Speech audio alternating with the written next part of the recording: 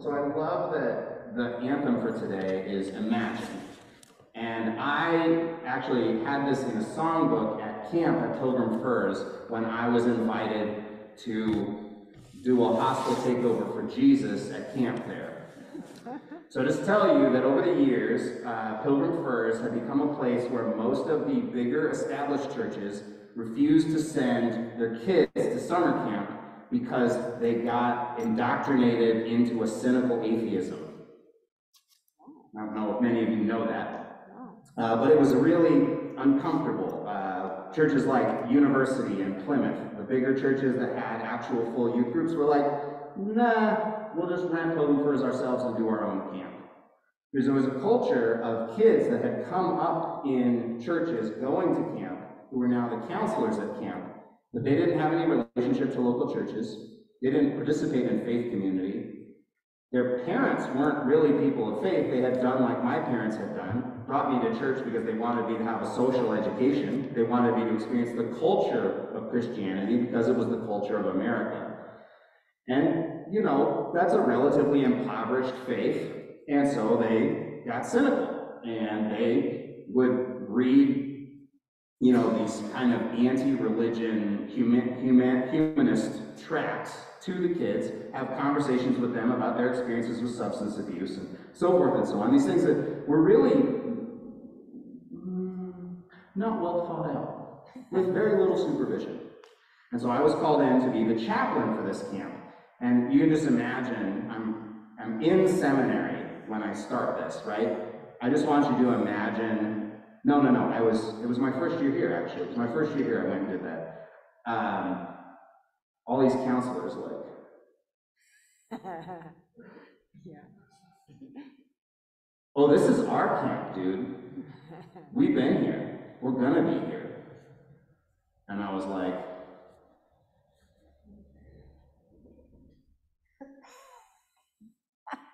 we'll see. But I know how to talk like evangelical atheist. I know how to talk cynic. I know how to play that game. I ran that game. I could run circles around you at that game. So I'm like, okay. So what we do is I'm like, fine. You guys are going to undercut everything I do to talk about Jesus. So cool. I'll set it aside. We'll talk about people. I got a degree in anthropology. I'm solid on this topic. Let's talk about people. And here I'm going to make it harder for you. Let's talk about human nature. Because all these humanists love to talk about human nature. They all love to talk about what are people really like. You know, religion's garbage, but you know, there's this other stuff. Right? So I'm like, okay, cool. I just want to tell you this little story. So I'm like, okay, how am I going to get them to talk about values and moral compass without talking about Jesus? I'm like, okay. The third of you, we're gonna do a debate. And a third of you are gonna be in the camp of people are essentially good. You're gonna make an argument for why humans are essentially good. And then the third of you, humans are essentially evil and need to be controlled because we're super problematic. And then y'all, we're amoral and we get shaped by our culture. You've got 25 minutes. Come up with your arguments, come back, they make their presentation, and then each group got the opportunity to rebut the first group from their perspective. This was the most amazing thing to see teenagers do because they're very insightful. And they loved this project. And you know what happened? None of them agreed with any of their positions. No one won. It was a mess.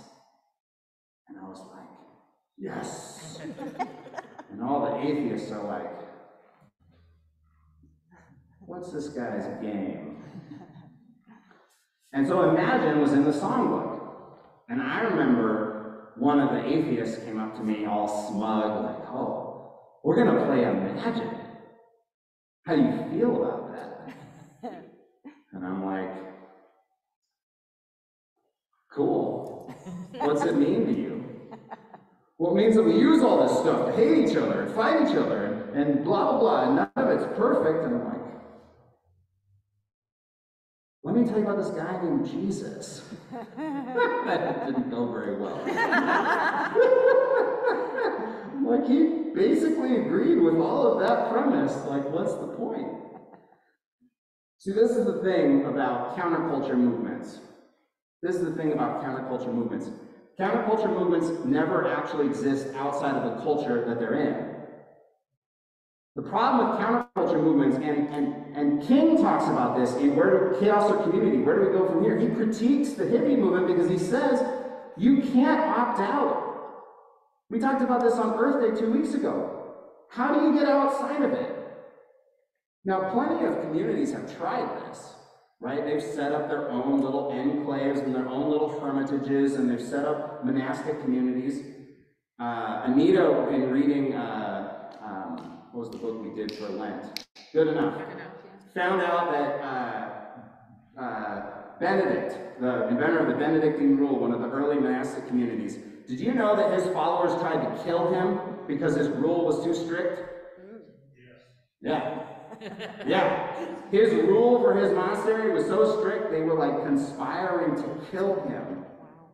We're not leaving. Right. It didn't work, and he was like, maybe I should back off.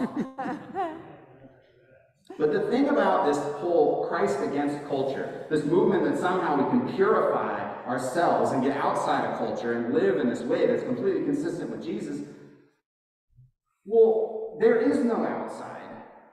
There is no outside. How many of you have seen that documentary?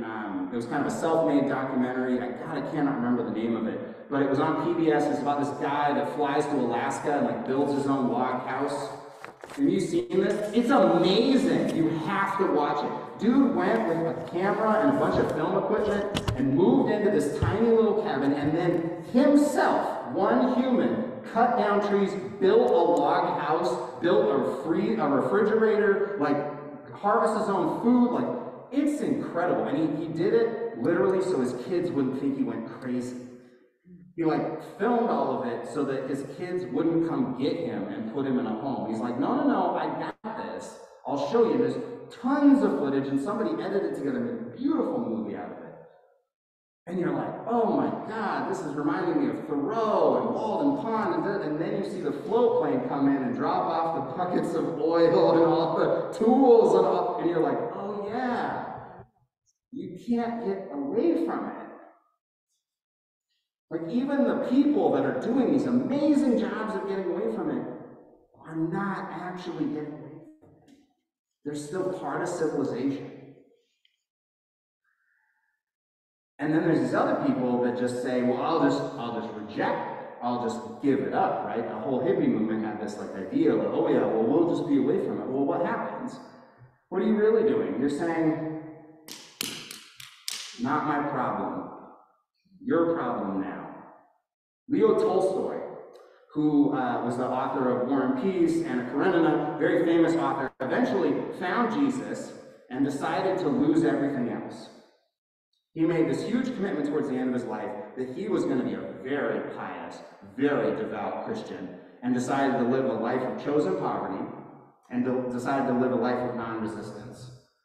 However, he lived on an estate and had a wife and kids. So what did he do? He just didn't live with them. On the estate. Had a policy of non-resistance on an estate. There was a sand pit, and a peasant had fallen into the sand pit, and it closed around him and died. And the guy died, and Leo's like, oh my God, this is terrible. How did this happen?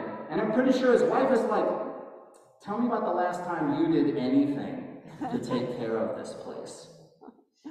And he's like, if you're going to have an estate, you should take care of it. And she's like,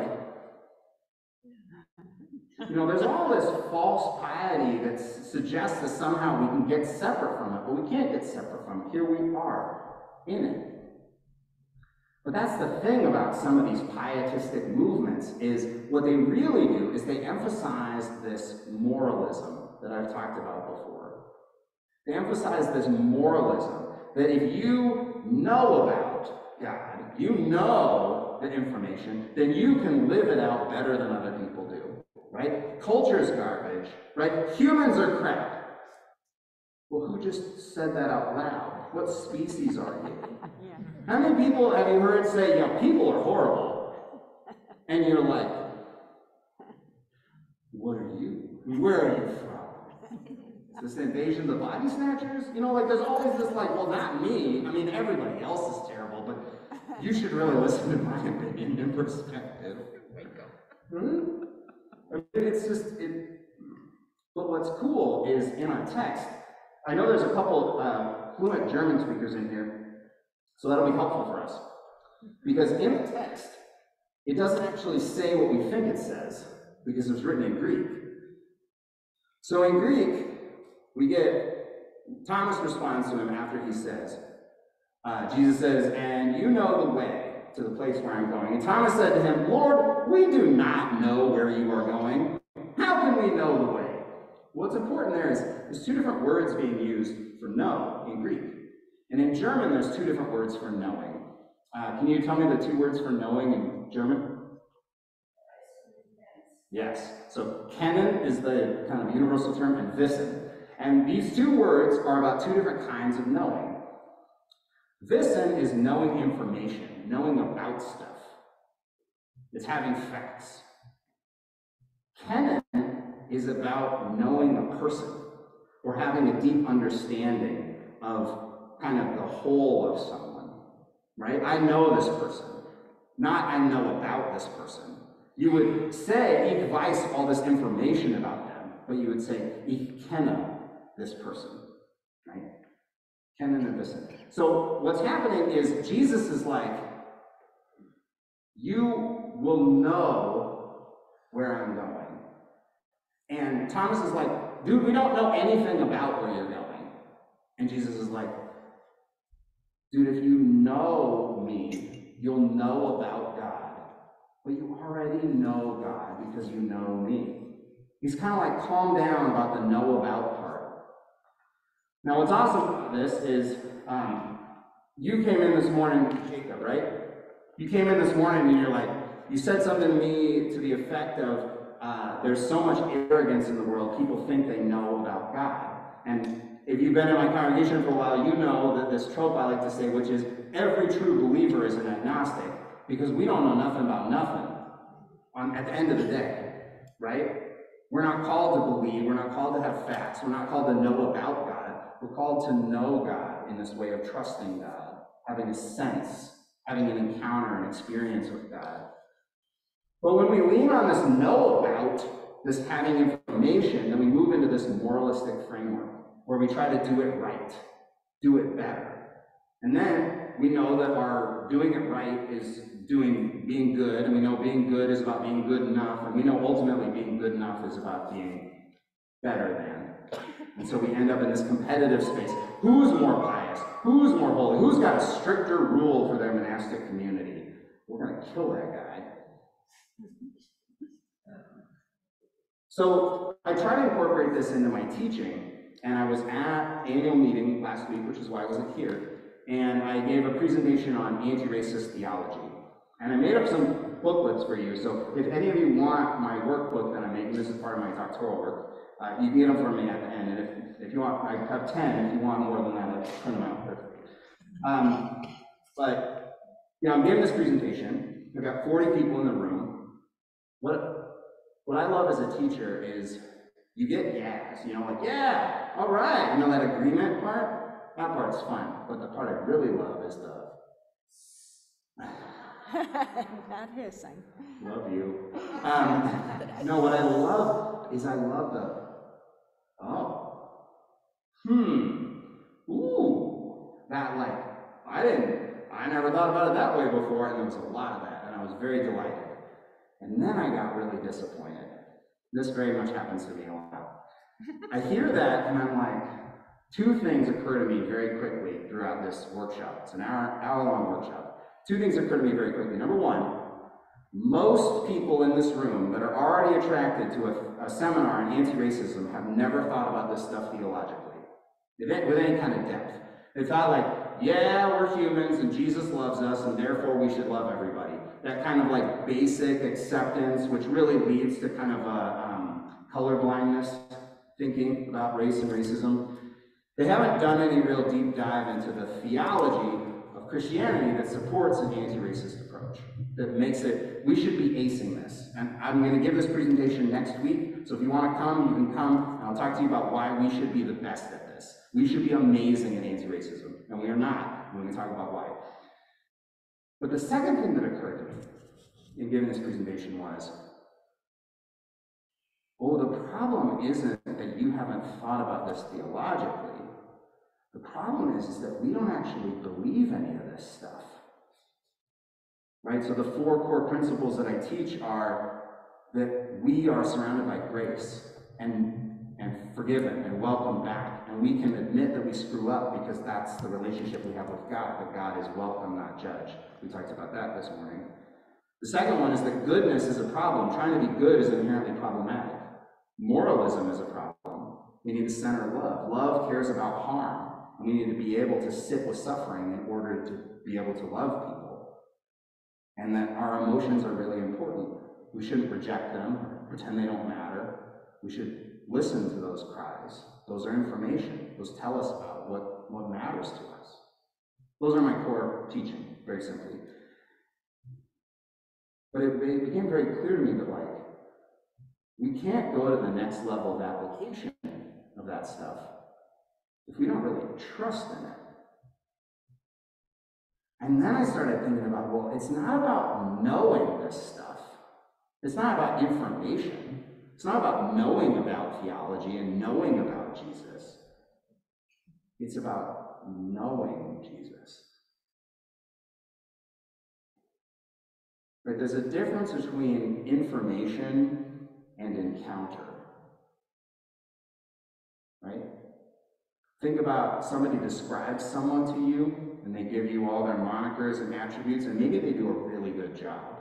They like include stuff that's funny about them, and they include an anecdote and like a couple of pieces, you know, like not just like their demographics, but like some alive information. I try to do that whenever I want to introduce 2 people. I try to make sure, like, hey, Sam, this is Laura, and let me tell you about Laura. She's really funny. She loves to run. She's really engaged in thinking about earth and environmentalism, and she's a lawyer and does divorce court and tries to do reconciliation. But I try to give lots of pieces of information so they have hooks, and they can figure out why I'm introducing the 2 of them. But then you actually meet the person, and you bring all that stuff you know about them, but then you feel them. You know what I'm talking about? You get a vibe off of somebody. You're like, oh, I get why you're friends with that person. You guys vibe. We? No. That's cool. I'm glad you introduced them to me. If I ever meet somebody who does that, yeah, but we don't vibe. But then you meet somebody else and you're like, oh, damn, I don't know anything about you, but there's a resonance. You know what I'm talking about? You felt that before when you met somebody? Like, oh, we're going to have fun. That's why online dating apps don't work. Well, they're the beginning, right? They're the know about, they're the wissen, until we get to the encounter, until we get to the canon, until we get to that knowing. Guys, this is the thing about faith. We will never grow in our faith if we're always just trying to know about Jesus or know about God. If we're just trying to grow in our informational set, what we'll do is we'll find example and counterexample, and example and counterexample. And that's what these atheist kids, they never got outside of the knowing about. They're just like, yeah, but violence. Yeah, but suffering. Yeah, but hunger. You know, and you even think about the song Imagine, right? The song Imagine is all about all of those pieces that don't work if we're in the kingdom already, that don't make sense. But what was the funny part in that song? Lennon and Ono assumed that you could imagine a world without heaven and hell. They assumed you could imagine a world without religion and politics and nationalism, but they weren't sure that you could imagine a world without possessions. And I think about how that is a sign of how deep some of these thought processes are that we think the problem is these structures. But what if the problem is the thinking that undergirds the structures? Because without possessions, you can't have nationalism, right? You can't have nation states. You can't have governments. And if religions are about these structures and institutions, there's a whole lot of possessions, like a lot of them. Well, I mean, right? There's stuff, there's accoutrement, right? Welcome for it, but it's here. But it's not about what it is, it's about what it's for. Rumi says that the prophet or the poet is the hand and the finger pointing at the moon. And the problem is, we only see the finger, not the moon. You dig? It's not about going against culture, in my opinion. I think that this position is not. This is a pietistic, moralistic position, and it only leads to two things, right? It either leads to profound arrogance and self-congratulation, or deep, deep shame at the inability to meet the standard.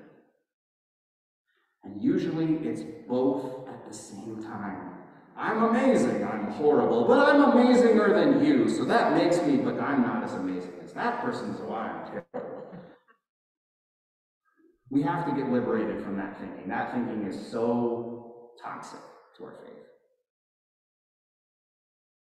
So what do? We have to encounter. We have to encounter the risen Christ. We have to encounter him in our lives. We have to encounter him in our relationships. We have to encounter him in annoying people. You need to be annoyed by people. I'm just going to tell you, you need it. It's going to make you a better lover. It's going to make you kinder, more patient, more gentle. Being around kids is going to enliven you because it's going to stress you the fuck out. It's gonna. And it's also going to bring you into the moment, right? Like, we need to love people. That's what changes us. That's what grows us. It's that encounter. It's that personalism.